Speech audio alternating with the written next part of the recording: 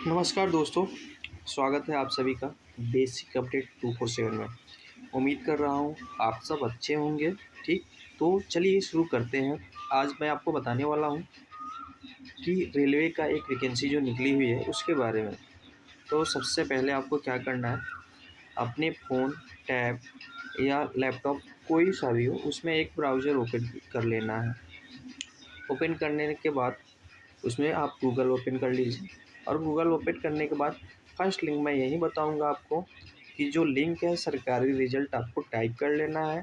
Simple सा सरकारी result सबसे मस्त वेबसाइट मुझको यही लगती है। तो आपको क्या करना है कि ये टाइप करके ओपन कर लेना है सरकारी रिज़ल्ट। सरकारी रिज़ल्ट में फर्स्ट वाले लिंक है, इसको आपको ओपन करना है। तो आप फर्स्ट लिंक को ओपन कर लीजिए। ओपन करने के बाद थोड़ा सा पेज को ऊपर कीजिए। पेज को थोड़ा सा ऊपर करेंगे, यहाँ आपको दिख जाएगा RRVALP फॉर्म 2026। यहाँ भी आपको दिख जाएगा और थोड़ा सा और नीचे आएंगे तो लेटेस्ट जॉब के सेक्शन में, यहाँ पे लेटेस्ट जॉब के सेक्शन में आप यहाँ देख सकते हैं चौथे नंबर पे कि रेलवे RRVALP ऑनलाइन फॉर्म 2026 यहाँ पे भी दिख रहा है आपको। तो आप कहीं से भी ओपन कर सकते हैं, वहाँ से भी कर लीजिए, चाहे यहाँ से भी कर लीजिए। तो अब सिंपल से यहाँ से आप ओपन कर लीजिए। यहाँ से ओपन करने के बाद थोड़ा सा हम ऊपर चलेंगे, थोड़ा सा ये ऊपर पेज को ऊपर करते हैं और ऊपर करने के बाद थोड़ा और ऊपर आ जाते हैं। अब यहाँ से देखिए पूरा का पूरा साफ साफ लिखा हुआ है, मतलब दिया हुआ है। यहाँ आप देखिए ध्यान से, जहाँ पे मैंने आपको मार्क किया है रेलवे RRVALP ऑनलाइन फॉर्म 2026। उसके बाद नीचे में सेम वही चीज़ मतलब लिखा हुआ कि railway RRVALP examination 2026 short details. अब यहाँ आप देख लेंगे 16 मार्च को ये फॉर्म जारी किया गया था और उसके नीचे में लिखा ऑनलाइन अप्लाई स्टार्ट डेट। तो ये कब से होगा, तो 15 मई 2026 से आपका स्टार्ट होगा और कब तक लास्ट डेट रहेगा, तो ऑनलाइन अप्लाई डेट जो है लास्ट डेट 14 जून तक होगा। फीस कट भी डेट सेम रहेगा, मतलब 14 जून तक। ठीक है। अब आपको क्या करना है, एडमिट कार्ड के बारे में सबको तो पता ही है कि एग्ज़ाम से 4 दिन पहले एडमिट कार्ड आता है। ये सब चीज़ें आपको पता है, मतलब इतना तो चल गया। अब यहाँ आप आ जाइए एप्लीकेशन फ़ीस में। एप्लीकेशन फ़ीस में आप देख लीजिए कि जो जनरल और OBC कैटेगरी के कैंडिडेट हैं उनके लिए 500 रुपये और SC ST PWBS ex serviceman के लिए 250 रुपये लगेंगे। पेमेंट आप किसी भी मोड से कर सकते हैं, जैसे कि debit card, credit card, internet banking. ठीक, IMPS यहाँ पे दिया हुआ है, debit card, credit card, internet banking, IMPS, cash, mobile और यहाँ तक कि आप UPI से भी कर सकते हैं और QR कोड से भी आप कर सकते हैं। अब आते हैं थोड़ा सा और ऊपर आ जाते हैं, एज लिमिट देखेंगे यहाँ पे। तो यहाँ पे एज लिमिट जो दिया गया है आपका 1 जुलाई 2026 से, मतलब कि आपका मिनिमम एज जो है 18 वर्ष होना चाहिए और मैक्सिमम एज जो आपका 30 मतलब कि 30 वर्ष होना चाहिए। और अभी इसका मतलब नोटिफिकेशन जो जारी नहीं किया गया है, तो किसको कितना छूट दिया गया है और किसको कितना नहीं, ये मैं नहीं बता सकता अभी। ठीक, और यहाँ पे आप देख सकते हैं कि जो टोटल पोस्ट है 11,127 है। इसे बढ़ाया भी जा सकता है। ठीक है, घटाया नहीं जा सकता लेकिन इसको बढ़ाया भी जा सकता है। तो एज पता चल गया आपको, फीस पता चल गया और टोटल पोस्ट पता चल गया। उसके बाद आपको क्या करना है कि थोड़ा सा और नीचे आना है और आने के बाद यहाँ पे वैकेंसी का डिटेल्स आपको बता देते हैं। यहाँ पे लिखा हुआ वैकेंसी डिटेल्स। ठीक, अब इसमें आपको क्या करना है, एलिजिबिलिटी क्राइटेरिया आप देख लीजिए। पोस्ट मैंने आपको बता ही दिया कितना है और पोस्ट का नाम आप पता कर लीजिए। ALP का मतलब होता है असिस्टेंस लोको पायलट। ठीक, 11,127 पोस्ट है। इसमें आपको क्या करना होगा, मिनिमम मतलब कम से कम आप कहाँ तक मतलब पढ़े होने चाहिए, तो कम से कम 10वीं पास होना चाहिए। उसके साथ आपको एक डिग्री, डिप्लोमा, कोई ना कोई मतलब टेक्निकल डिग्री आपके पास होना चाहिए, जैसे कि कम से कम आईटीआई होना चाहिए।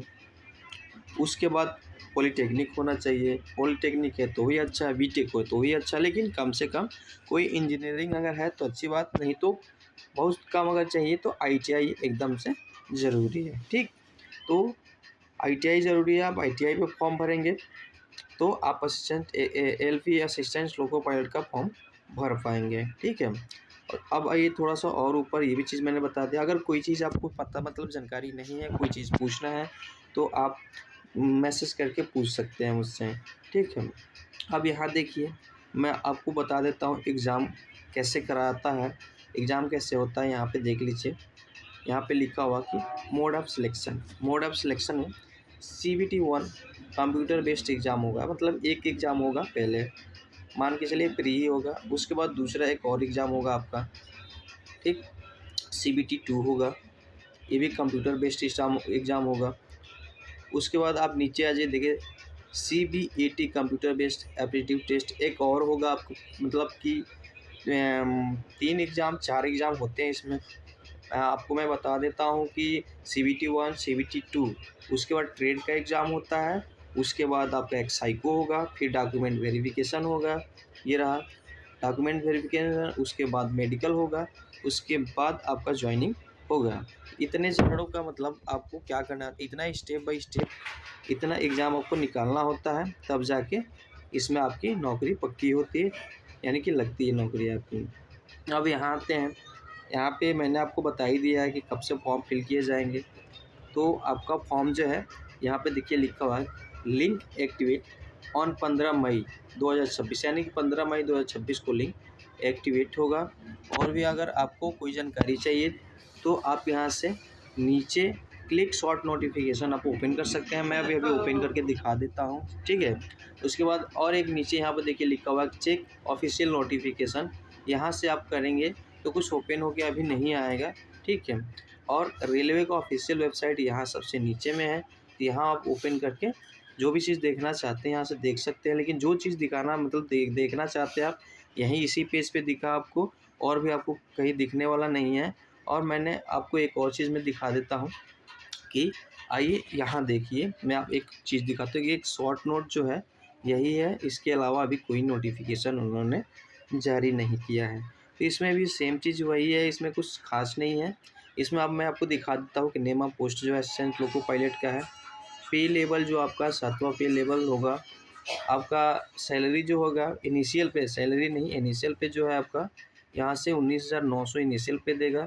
उसके बाद भी बहुत सारी चीज़ें मिलते हैं, जैसे कि टीए हो गया, ट्रैवल अनाउंस में, तो दुनिया भर की चीज़ें इसमें आपको मिलता है यहाँ पे। तो ये सब चीज़ें आपको मिलने वाला है।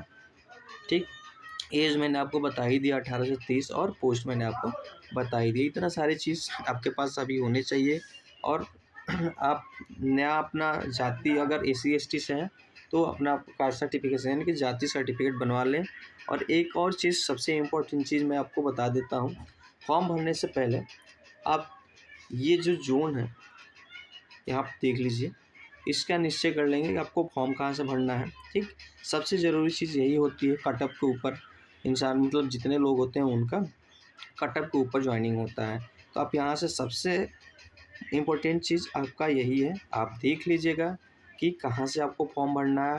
अहमदाबाद से भरना है, अजमेर से भरना है, गोरखपुर से भरना है, गुवाहाटी से, प्रयागराज, रांची से, सिकंदराबाद, कहाँ से भरना है, त्रिपुरम से, मुंबई से, चंडीगढ़ से। तो ये अपना जोन देख लेंगे कहाँ से आपका कटअप सही जा रहा है, उस हिसाब से आप अपना फॉर्म भरेंगे। ठीक है, अगर आपको और कोई भी चीज़ें पूछना हो तो आप कमेंट करके पूछ सकते हैं कि मतलब ये चीज़ कैसे होगा, इस चीज़ के बारे में बताइए, तो मैं आपको इस चीज़ के बारे में बता दूंगा।